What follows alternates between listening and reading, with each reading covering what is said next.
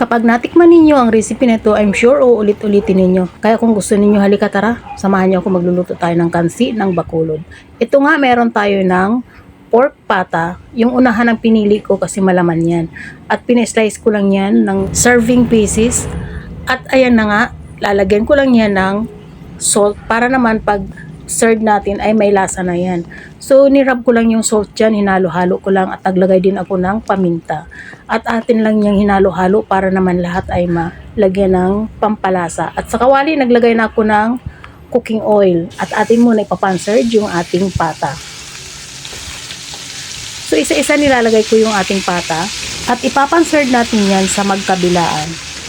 At katulad niyan, kapag medyo luto na, medyo nagba-brown na, babalik na natin yan.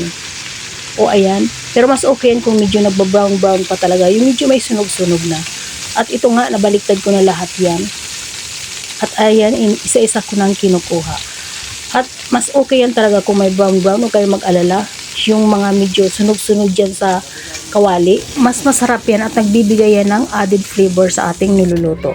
At dito nga pala naglagay na ako ng 1 tablespoon lang na atswete. Hindi ko na naipakita kung paano ko nilagay, pero dapat mainit-init yung kawali bago ilalagay yung atswete para lumabas yung kanyang kulay. At akin lang yan, parang tinos lang siya. So katulad niya, lumabas na yung kulay niya. Mas mabilis lumabas yung kulay kapag painit yung kawali. At nag-isa na ako dyan ng bawang. So mas maraming bawang, mas masarap. Yan yung sinasabi ko sa inyo ng mga toasted na pinagprituhan. Okay lang yan, walang problema dyan. Mamaya kakaskasin natin yan at magbibigay ng extra sarap yan sa ating niluluto.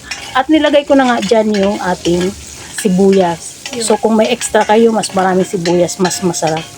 At ibinalik ko na dyan yung ating napan-seared na pata. Hahalo-haluin lang natin yan hanggang sa yung kulay ng atswete ay will combine doon sa ating ginigisang pata.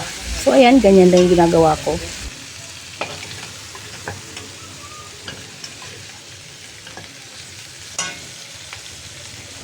At habang ginigisa natin yan, naglagay ako ng isang pork cubes at hahalo-haloin din natin yan.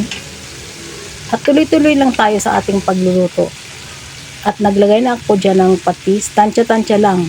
Pero kung minsan ang ginagawa ko dyan, ang patis na yung aking pinapampalasa sa ating kansi. So masarap yan guys, alam ko.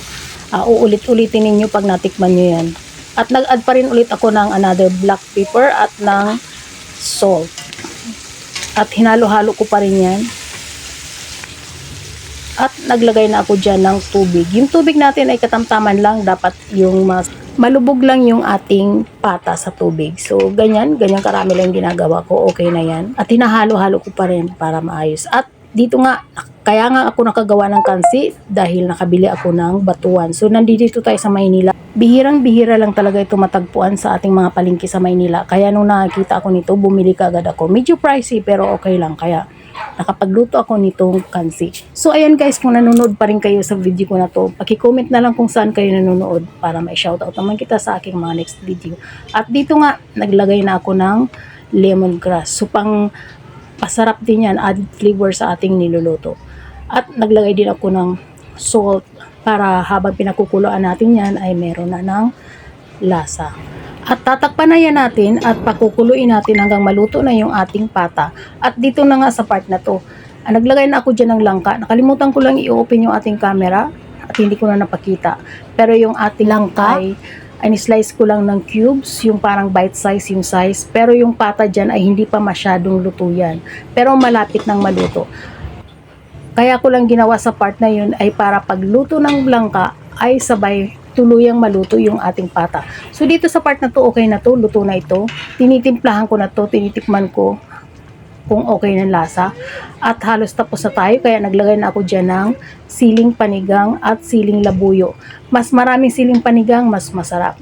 Kaya ito tinitikman ko kung kailangan pa nating mag-add ng salt. Kung kulang pa sa pampalasa, mag-a-add tayo. Pero kung hindi na, okay na nga. Kaya nung tinikman ko to, okay na nga. At hindi na ako naglagay ng pampalasa. So ayan, mag-comment na lang kayo dyan kung taga saan kayo para alam ko kung saan umabot yung aking video.